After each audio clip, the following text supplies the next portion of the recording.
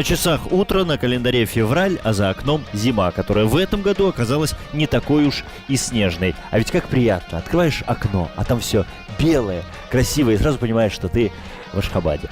Ведь именно Ашхабад попал в Книгу рекордов Гиннесса как город, где самое большое количество строений из белого мрамора. Туркменистан на наш вкус.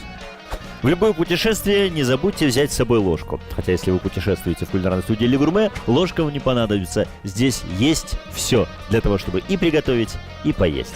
Итак, Туркменистан. Несмотря на то, что эта страна была нашей соседкой по Советскому Союзу, о ней практически ничего не известно. Тем интереснее будет что-либо узнать. Ваш гид я, Евгений Булка, и коллеги телеканала ОНТ. Поехали. Сегодня мы расскажем, чем чурек отличается от бюрека, и вместе приготовим коронное блюдо Туркменистана. Совершим виртуальное путешествие по пустыне Каракум и узнаем, где находятся врата в преисподнюю. Познакомимся с особенностями национального костюма и другими достояниями страны. Заглянем на туркменскую свадьбу и ответим на вопрос, зачем руки невесты обмакивают в муку и жир. А моркови устроим настоящий кастинг, ведь качественные продукты – наш конек. И, конечно же, звуки музыки сегодня напомнят нам о главном. Так, Туркменистан — это пустыни, верблюды, ковры и... что? Сочные вкусные дыни. Ну, если вдруг что-то забыл, давайте вспоминать вместе.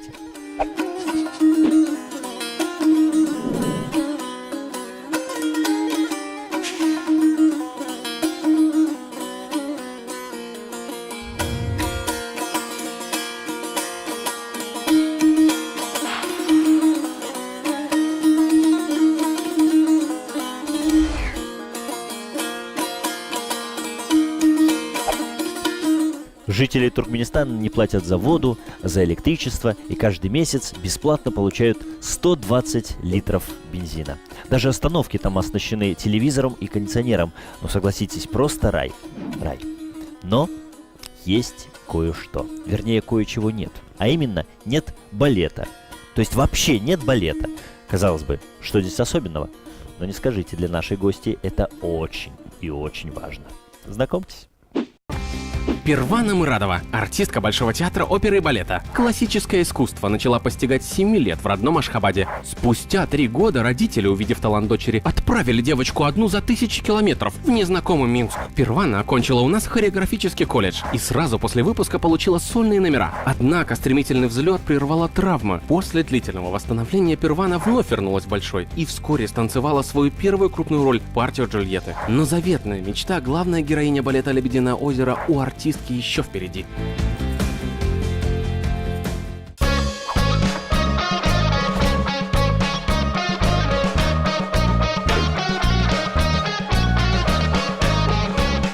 Приветствую тебя, Первана. Или я даже, между прочим, готовился, разучивал. Сейчас. Хош гилнет. Хорошо. Да? Да. Вот надо объяснить, что это... Это будет «добро пожаловать» по-нашему. Добро пожаловать. Прекрасно. А вот как все-таки по-туркменски звучит «доброе утро»? Эртереңиз хайыр. Я, пожалуй, ограничусь «добро пожаловать» фразой. Она как-то мне всего за 2 дня далась. Итак, сегодня мы готовим, интересно, типичный ли туркменский завтрак? Нет, конечно же. Это просто наше национальное блюдо, коронное. Так, что это за коронное блюдо? Мы его готовим его на праздники, либо просто родители иногда могут побаловать детей. А самое интересное, что до сих пор никто так и не понял, а что же за блюдо мы готовим. Потому что они видят рис, они видят морковь, они видят... Наше национальное блюдо плов. Ну, конечно. Конечно, плов. А какие еще блюда можно считать вот прям настоящими визитными кулинарными карточками? Визитными. Наши удивительные манты, бюрек. Обязательно стоит попробовать наш чурек и пирожки кутаб. Так, кутабы слышал. А вот чурек и... Это хлеб наш. Чурек — это просто хлеб, а бюрек — это что? Бюрек — это пельмени. То есть если взять тесто для чурека, положить туда мясо, то получится бюрек? Нет, это уже что-то другое получится. Ну, что, например? Это будет ишлекли. Это похоже на пирог. Слушайте... Мясной пирог. Мне кажется, тут вот одно неосторожное движение, и из бюрека может получиться... Что? Вот это слово? Шлекли. Шлекле. Ну, в принципе, у всех мужчин, которые берутся готовить что-то в первый раз, получается шликли, я вам скажу. Правда, И это у нас нет? не всегда готовится из мяса. И из тыквы тоже. Из тыквы еще каких-то трав. То есть пироги. Да, из С разных тыквой? ночей. Да. И манты тоже. Знаете, это большие, как Да, большие такие пельмени. вот прям Тоже могут специальная и такая из мяса, кастрюля. и из тыквы готовить. В общем, есть чем заняться, основные ингредиенты. Понятно? Хотя, Мне кажется, чего-то не хватает. да, что за плов Без мяса. без мяса? Вот, самое время познакомиться с нашим чудесным холодильником. 10 лет гарантии на компрессор, 10 лет гарантии на работу холодильника. Зона Витафреш, где можно хранить овощи и фрукты. Между прочим, овощи мы для плова как раз используем. И вот оно, мясо. А мясо лучше хранить в специальных криспер-боксах. Там оно дольше сохраняет свои свойства, цвет и приятный запах. Ну, поверьте, даже самая хорошая техника не справится, если продукты выбраны неправильно. Как правильно выбрать продукты для плова, расскажет Марина Элишевич.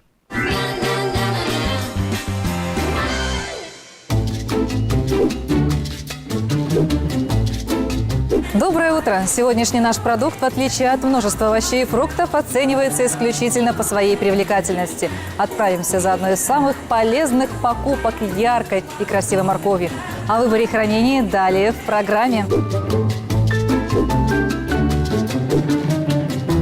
Вкусная морковь с гладкой поверхностью и оранжевым окрасом. На свежесть указывает зеленая ботва. А вот от покупки овощи с пятнами, трещинами, мягкой текстурой следует отказаться. Вялая ботва и зеленая зона у основания – признак некачественного продукта. Эксперты советуют выбирать морковь среднего размера. Крупные плоды часто оказываются жесткими, к тому же их сложнее использовать в кулинарии. Если на моркови белый налет, это просто свидетельствует о том, что она уже очищена. Замочите ее в холодной воде на время, и она приобретет нужный вид.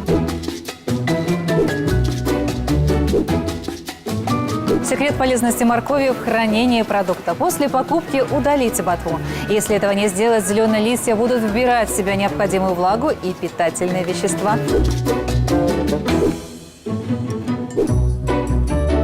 Используйте пузырчатую пленку. Она позволит сохранить оптимальное количество влаги. А вот пластиковые пакеты приведут овощ к гниению. Храните завернутый продукт в холодильнике. Лучше всего использовать морковь в течение 1-2 недель, так как в этот период она обладает полезными свойствами и насыщенным вкусом.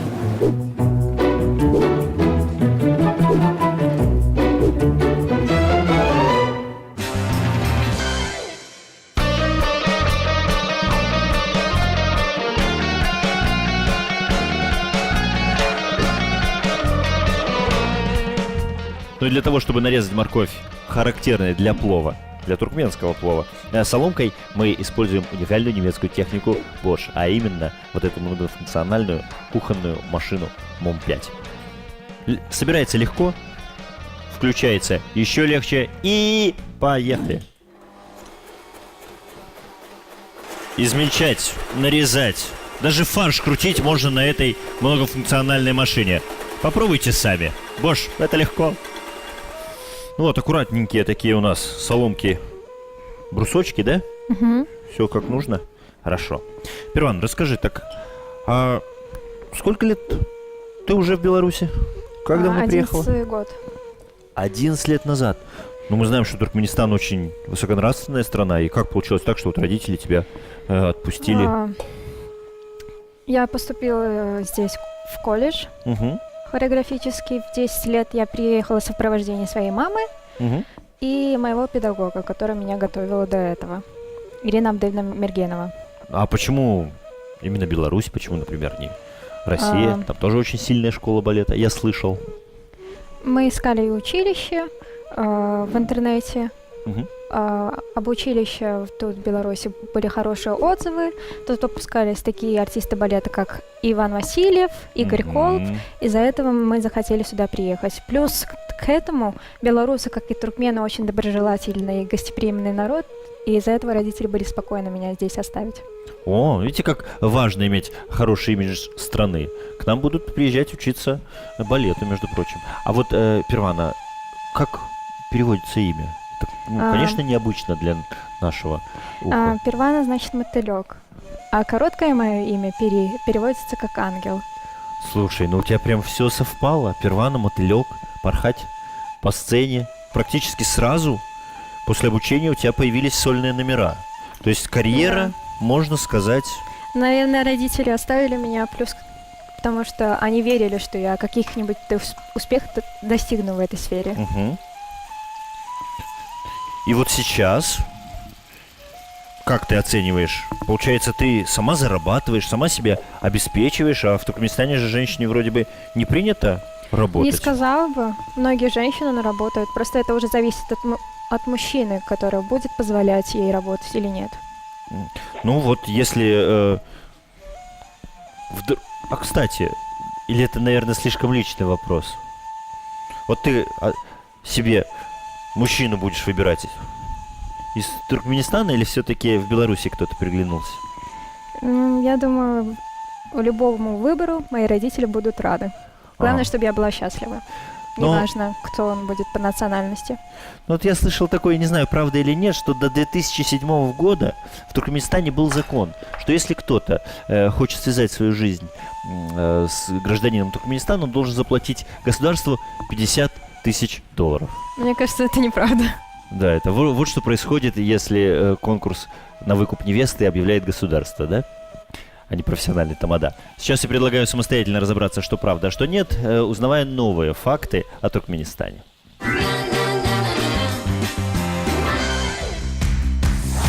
Туркменистан – 4-я по площади среди стран СНГ. Столица Ашхабад – один из самых жарких городов мира. Летом возможна температура выше 45 градусов по Цельсию. Для всех приезжих в страну действует визовый режим.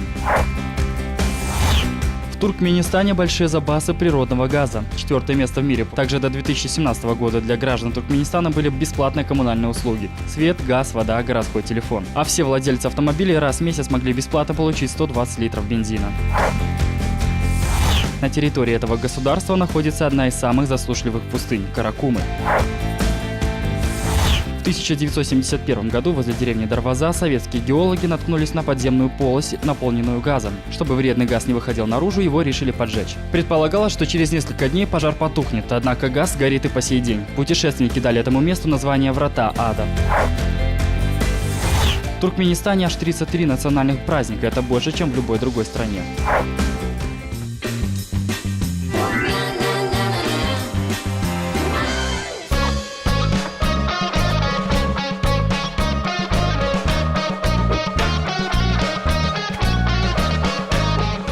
Друзья, сегодня этим зимним утром мы рассказываем о Туркменистане. Хотя, в принципе, настроение у нас хорошее не только потому, что мы говорим о какой-то горячей, экзотической, ну, для некоторых из нас стране, а еще и потому, что мы находимся в кулинарной студии Le Gourmet. Здесь всегда тепло и вкусно. Первана Марадова – это наша гостья, которая, собственно, и будет гидом по удивительной стране Туркменистан. Куда бы ты отвела... Ну вот, если, например, я бы вдруг приехал в Туркменистан, что бы ты показала? Куда бы ты отправила? Куда обязательно нужно сходить? Обязательно нужно сходить, посетить древние города, как Мерв, Ниса и Кёнургенч. Есть еще удивительное место, называется Дарваза. Да, Дарвазы. Это природная достопримечательность Туркменистана, природный газ, горящий кратер Дарвазы. Он называется, если перевести, Дарвазы — это дорога в преисподнюю. Просто провалилась порода, да. А там залежи природного газа. Ученые думали, что делать. Оборудование тоже, я слышала, тоже упало. Да, там много чего упало, честно. И ученые решили, раз газ, чтобы не разносился в округе, взяли его и подожгли. Вот такое вот рациональное использование природных ресурсов. Жалко, что Дарвазы мы не можем увидеть воочию. Я представляю, какой шикарный плов можно было приготовить на этом кратере. Куда еще стоит заглянуть? Можно посетить пустыню Каракум. Каракум. 3/4 площади всей страны Туркменистан. Многие белорусы во время новогодних праздников мечтали, чтобы 3/4 новогоднего подарка были Каракум. Известные конфеты. И конфеты, да. Да, с добавлением туркменского песка. Потрясающе. Так, а еще? Можно посетить в Ашхабаде музей ковров. Мгм. Туркменские ковры отличаются тем, что они долговечные и своей красотой. Мне кажется, стоит перемешать мясо. Да, сейчас мы перемешаем. Все перемешаем. А еще больше о стране узнаете от моей коллеги. Доброе утро! Сегодня на наш вкус Туркменистан. Страна, в которой, наверное, до сих пор в домах на стене висит ковер. Не потому что мода такая, а потому что ковер – это национальная гордость. О других достояниях родной страны нам расскажет студентка БГУ Джанет Силапова. Доброе утро, Джанет! Здравствуйте, доброе утро. Это правда, что умение ткать красивые ковры до сих пор считается одной из главных благодетелей женщины? Конечно, это традиционное искусство нашего народа. Далекие времена для туркменов ковер был единственным предметом украшения для домов. И даже предметом мебели я читала. Да, предметом мебели. И в Туркменистане ковер является священным. Настоящий ковер представляет собой произведение искусства и стоит очень дорого. И хранятся в музее в Туркменистане. Да. Я знаю, что там есть ковер ручной работы размером 301 квадратный метр, да, правда? Да, это же правда. просто огромное изделие. Да, это настоящий ковер, гигант. Он занесен в Книгу рекордов Гиннесса. Джанет, я не могу оторвать, если честно, глаз от прекрасного наряда. Очень красиво. Это повседневный костюм национальный или это так, праздничный на выход? Это праздничный костюм. То, что вы видите на моей голове, это тахья означается. Это наши национальные украшения. А еще это национальные наши украшения, это блезик. И это гуляка. И у нас студенты одеваются такое же красное платье, длинными рукавами с вышивками и двумя косичками. Это обязательно. Это у нас все школьники одевают так. Еще и качество прекрасное у тканей туркменских. Мне недавно подарили комплект постельного белья, сделанного в Ашхабаде, да, и просто отменное качество. Но я знаю, что и хлопок, и махровые полотенца, даже Дженнифер Лопес, поговаривают, носит джинсы из туркменского хлопка, да? Да, причем такие джинсы обойдутся не очень дорого. Если туркменский текстиль можно найти на прилавках в Минске, то с коврами гораздо сложнее. Да. Их нельзя свободно вывозить из страны. Впрочем, как и животных. Вот почему туркмены так гордятся своими ахалтекинскими жеребцами? Древних времен Ахалтекин считался лошадью царей и великих полководцев. Они отличаются своим чистым породами. Они не вмешиваются с другими породами. Еще одно национальное достояние – это и алабаи. Очень умные псы, правда? Да, я думаю, он очень верный, и они очень сильны. Наши прадеды, когда они шли в пустыню, они брали с собой все эти собаки, это алабаев. Они защищают от диких животных. Интересно, у вас есть дома собака? У меня дома собака есть, но этот есть чистой породы алабай. Серьезно? Да. Как зовут? Зовут Белый Лев по-русскому, если. А по-туркменски это будет? Ак Йолворс. Реально похоже лев, поэтому мы называем его Лев. Жанет, спасибо большое, что заглянула к нам в гости.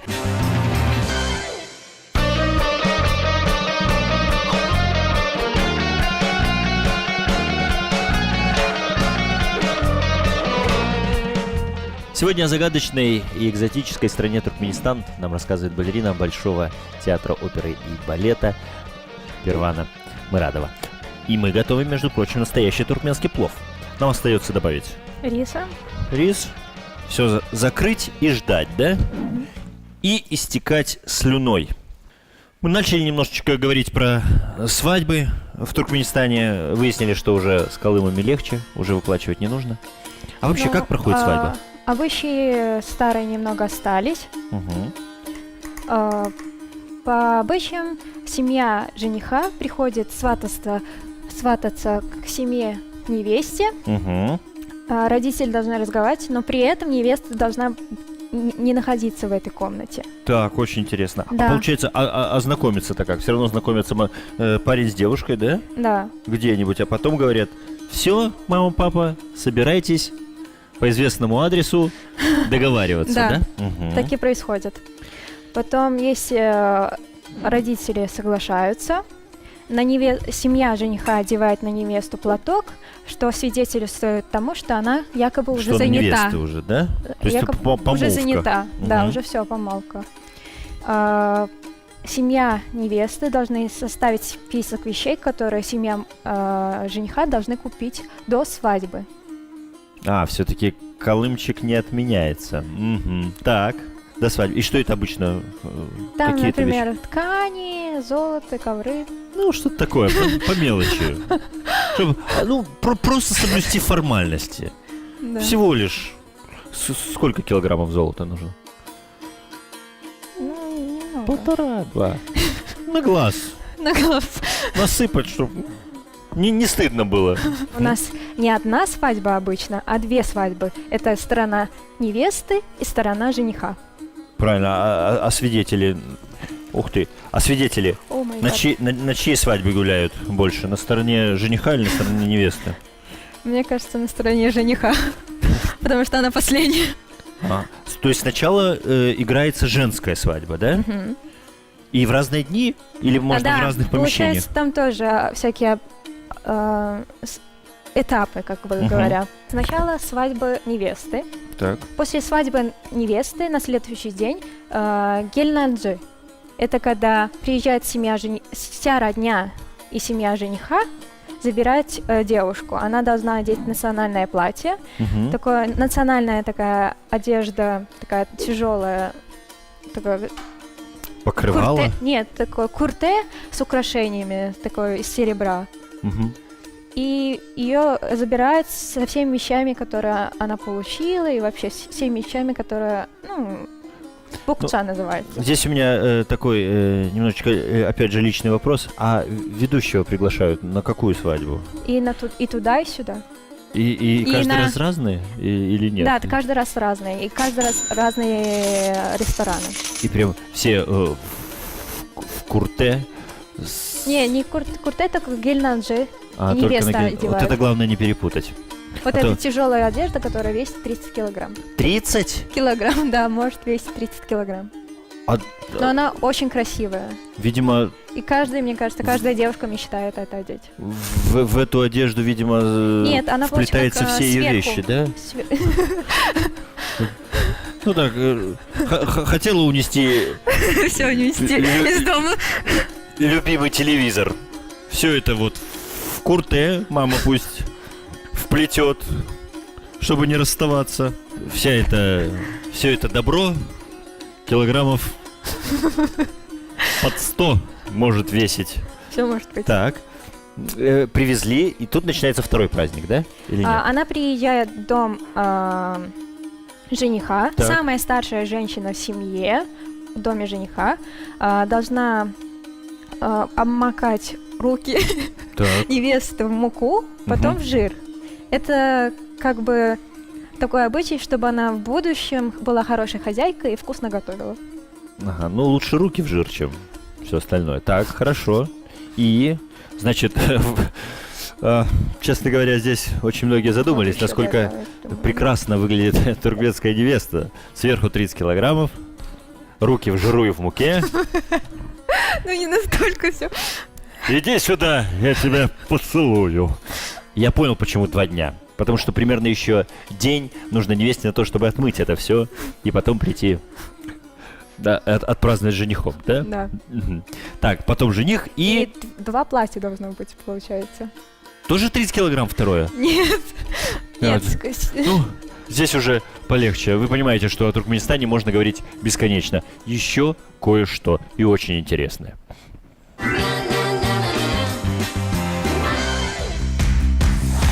В Туркменистане находится единственный в мире музей ковров. Среди экспонатов и самый большой в мире ковер ручной работы. Его площадь 301 квадратный метр. Он был соткан в 2001 году, а в 2003 внесен в Книгу рекордов Гиннесса. Туркменский алабай – национальное достояние. Их еще называют волкодавами. Алабаи пасут стадо баранов в безлюдной местности. Опытная собака сама знает, как собрать стадо в плотную кучу и направить туда, куда нужно. Лошади ахалтыкинской породы – достояние Туркменистана. Они выведены около 5000 лет назад. Ахалтыкинцы развивают скорость до 80 км в час, чуткие и внимательные. При этом еще и удивительно выносливы. Лошади приспособлены к жаркому климату, но и прекрасно себя чувствуют в других условиях. Ахалтыкинец изображен в центре государственного герба. Да и не особый продукт в Туркменистане, потому что это символ трудолюбия и мастерства. В 1994 году там появился даже праздник дыни. Не секрет, что туркменские дыни считаются самыми сочными и вкусными в мире.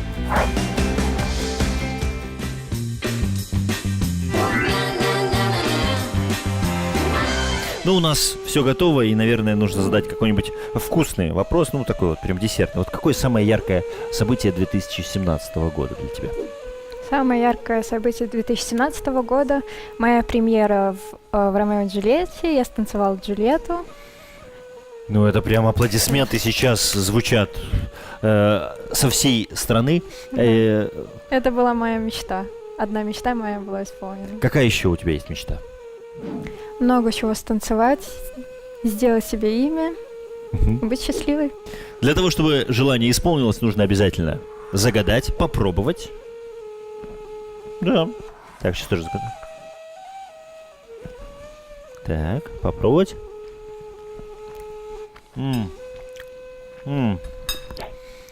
Учитывая, что в Туркменистан очень сложно получить визу, сложнее, чем шенгенскую визу, я думаю, что я, наверное, в ближайшее время не поеду, потому что нас и здесь неплохо кормят.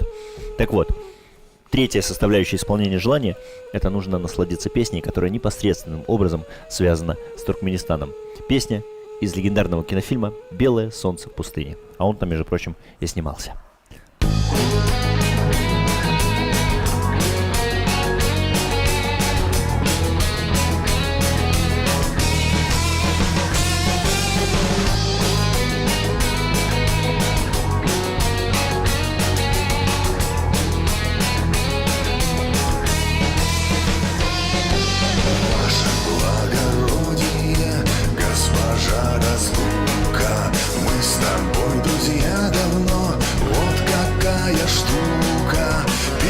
В конверте, погоди, не рви. Не везет мне в смерти, повезет любви. Письмецо в конверте, погоди, не рви. Не везет мне в смерти, повезет любви. Ваше благородие, госпожа удача, для кого ты добрая, а кому иначе? 9 граммов в сердце, постой, не зови. Не везет мне в смерти, повезет в любви. 9 граммов в сердце, постой, не зови. Не везет мне в смерти, повезет в любви. Ваше благородие, госпожа чужбина, жарко обнимала ты, да только не любила. Ласковые сети, постой, не лови. Не везет мне в смерти, повезет любви. Шелковые сети, постой, не лови. Не везет мне в смерти, повезет любви.